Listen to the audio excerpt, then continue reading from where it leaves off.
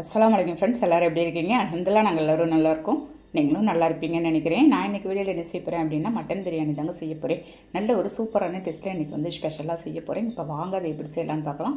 வீடியோக்குள்ளே போட்ட முன்னே அப்படியே நம்ம சேனல் மும்தாஜ் கிச்சனை சப்ஸ்கிரைப் பண்ணிவிட்டு அப்படியே பக்கம் இருக்க பெல் ஐக்கானை கிளிக் பண்ணிவிடுங்க. அப்போ தான் நான் போகிற வீடியோ உங்களுக்கு உடனே வருங்க.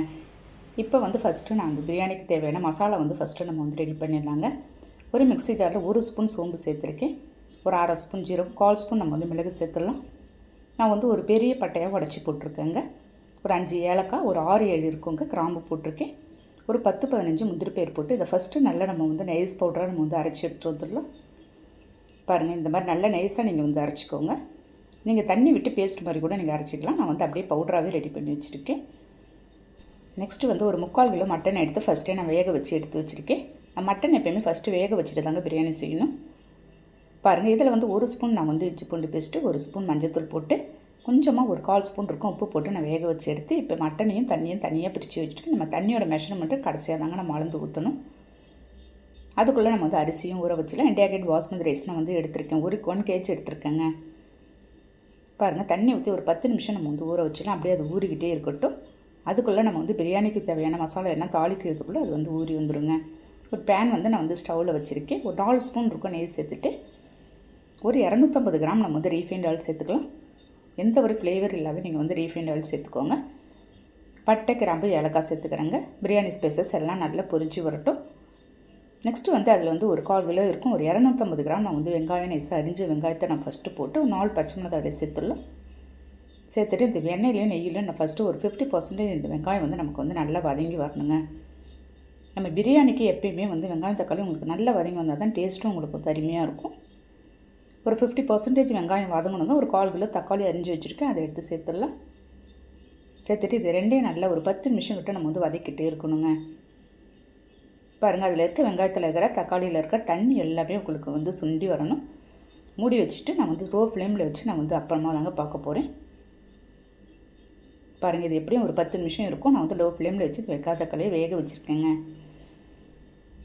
பாருங்கள், நல்ல வெங்காயம் தக்காளி உங்களுக்கு வந்து இந்த மாதிரி வெந்து வரணும். நமக்கு வந்து பிரியாணிக்கு டேஸ்ட்டே இந்த வெங்காயம் தக்காளி வதங்கி வந்தால் தாங்க டேஸ்ட்டு உங்களுக்கு அதிகமாக இருக்கும்.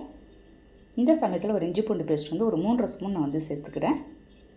1 கிலோ அளவுக்கு மெஷர்மெண்ட் சொல்லிட்டு இருக்காங்க. ஒரு 3 ஸ்பூன் சேர்த்துக்கிட்டா உங்களுக்கு கரெக்டாக இருக்கும் காரம் எல்லாமே. பாருங்கள், அந்த வெங்காயம் தக்காளியோடு இதை பச்சை வாசனை போடுறதுக்கு இதே ஒரு 2-3 நிமிஷம் நல்லா வதக்கிடலாம். அது சேர்ந்து வரணுங்க அந்த வெங்காயம் தக்காளியோடு இந்த இஞ்சி பூண்டு பேஸ்ட்டு. பாருங்கள், எண்ணெய் பிரித்து வர வரைக்கும் வதக்கிட்டு நம்ம அரைச்சி வச்சுருந்த மசாலா இந்த சமயத்தில் சேர்த்துட போகிறோங்க. சேர்த்துட்டு திரும்ப ஒரு மிக்ஸ் கொடுத்துடலாம். பாருங்கள், இந்த மசாலாலாம் நல்லா நம்ம வந்து வதக்கணும். அப்படியே நீங்கள் அப்படியே போட்டு அப்படியே செஞ்சிங்கன்னா உங்களுக்கு வந்து டேஸ்ட்டு வந்து பிரியாணிக்கு வரவே வராதுங்க. இந்த சமயத்தில் நான் வந்து வேக வச்சுருந்த மட்டன் எடுத்து அதோடு சேர்த்து திரும்ப இன்னொரு மிக்ஸ் கொடுத்துடலாம். பாருங்கள், அவ்வளோ தூரம் அருமையான டேஸ்ட்டில் இருக்கும். நான் சொல்கிற மெத்தடில் நீங்களே ட்ரை பண்ணி பாருங்கள். இந்த மட்டனை மிக்ஸ் பண்ணிவிட்டு ஒரு 1.5 ஸ்பூன் இருக்கும் தனி மிளகாத்தூள் போட்டிருக்கேங்க. ஒரு 1/2 ஸ்பூன் மஞ்சத்தூள் சேர்த்துடலாம். சேர்த்துட்டு திரும்ப மிக்ஸ் பண்ணிகிட்ருக்கேன். இஞ்சி பூண்டோட காரம் இந்த மிளகாத்தூளோட காரம் எல்லாமே நமக்கு வந்து கரெக்டாக இருக்கும். நீங்கள் காரம் கூடுதலாக போட்டால் உங்களுக்கு வந்து பிள்ளைங்களாம் சாப்பிட மாட்டாங்கங்க. இப்போ என்ன செய்ய போகிறேன்னா மல்லி புதினா கொஞ்சமாக சேர்த்து ஒரு 5 ஸ்பூன் நான் வந்து பசும்பால் தயிர் சேர்த்துக்கிறேங்க. நீங்கள் கடை தயிர், பாக்கெட் தயிரை நீங்கள் வந்து ஸ்கிப் பண்ணிவிட்டு பசும்பால் தயிரை வந்து நீங்கள் சேர்த்துக்கோங்க. டேஸ்ட் இன்னும் கொஞ்சம் கூடுதலாக இருக்கும். பாருங்கள், தயிரை போட்டுட்டு நான் வந்து மிக்ஸ் பண்ணிவிட்டு ஒரு 2 நிமிஷம் இதை வந்து நல்லா மிக்ஸ் பண்ணிடலாங்க. மிக்ஸ் பண்ணிவிட்டு நான் வந்து அரிசி ஊற வச்சுருந்தது தகுந்த மாதிரி 1க்கு வந்து 1.25 தண்ணி நான் வந்து ஊற்றிக்க போகிறேன். பாருங்கள், நம்ம கறி வேக வச்சுருந்த தண்ணியை எடுத்து கடைசியாக ஆட் பண்ணிட்டேங்க. ஆட் பண்ணிவிட்டு ஒரு லெமன் நம்ம வந்து புழிஞ்சு ஊற்றிடலாம். பாருங்கள், 1 கிலோக்கு நீங்கள் வந்து ஒரு லெமன் போட்டிங்கன்னா கரெக்டாக இருக்கும். ஒரு கைப்பிடி அளவுக்கு நான் வந்து கல் உப்பு கொஞ்சமாக போட்டுட்டு ஒரு ஸ்பூன் இருக்கும் அந்தளவுக்கு நான் வந்து திரும்ப எக்ஸ்ட்ரா கொஞ்சமாக சேர்த்துருக்கேங்க. திரும்ப நீங்கள் பார்த்துக்கிட்டு எக்ஸ்ட்ரா தேவை அப்படின்னா நம்ம வந்து ஃபைனலாக சேர்த்துக்கலாம். நான் மூடி வச்சிடுறேன். ஒரு 10 நிமிஷம் நமக்கு வந்து கமகமன்னு வாசனையோடு நல்லா கொதிச்சு வருங்க. பாருங்கள், இந்த மட்டன் பிரியாணி அவ்வளோ தூரம் சூப்பராகவும் டேஸ்ட்டில் இருக்குங்க. பாருங்கள், நம்ம ரைஸ் ஊற வச்சுருந்த ரைஸ் எடுத்து நான் எல்லாத்தையும் சேர்த்துறேன். சேர்த்துட்டு எல்லாத்தையும் நம்ம மிக்ஸ் பண்ணிடலாம். இந்த ரைஸ் வந்து உடையக்கூடாது. தண்ணியோட அளவு நீங்கள் வந்து கரெக்டாக இருக்கணும் இந்த பாசுமதி ரைஸ்க்கு. பாருங்கள், மிக்ஸ் பண்ணிவிட்டு மூடி வச்சுட்டேன் நான்.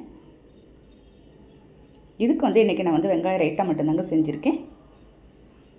பாருங்கள், உங்களுக்கு வந்து அடி பிடிச்சிடக்கூடாது. நல்லா மிக்ஸ் பண்ணி விட்டுடலாம் திரும்ப. இந்த மெத்தடில் நீங்கள் செஞ்சிங்கன்னா கொஞ்சம் கூட சாதம் வந்து உடையாதே நல்லா வருங்க. மிக்ஸ் பண்ணி விட்டுட்டு இப்போ வந்து ஃபைனலாக நான் வந்து தம்மில் போட்டுற போகிறேங்க. தோசைக்கல் ஸ்டவ்வில் போட்டு நான் வந்து தம்மில் போட்டுடலாம். தம்மில் போட்ட உடனே நீங்கள் வந்து ஃப்ளேமை வந்து சிம்மில் வச்சுருங்க. பாருங்கள், எல்லா தண்ணியும் அப்சர்வ் பண்ணி எந்த அளவுக்கு உங்களுக்கு வந்து வெந்து வந்திருக்கு பாருங்கள். கொஞ்சம் கூட ஒரு சாதம் கூட நமக்கு வந்து உடையலைங்க. டேஸ்ட்டும் அவ்வளோ ஒரு அருமையான டேஸ்ட்டில் இருந்துச்சு இன்றைக்கி. பாருங்கள், அப்படியே அலையக்காக நம்ம வந்து அடி பிடிச்சிடாது, மிக்ஸ் பண்ணி விட்டுற வேண்டியதாங்க. சூடாக எடுத்து அந்த வெங்காய ரைத்தாவோட அப்படியே இந்த மட்டன் பிரியாணி சாப்பிடும்போது அவ்வளோ ஒரு சூப்பரான டேஸ்ட்டில் இருக்குங்க.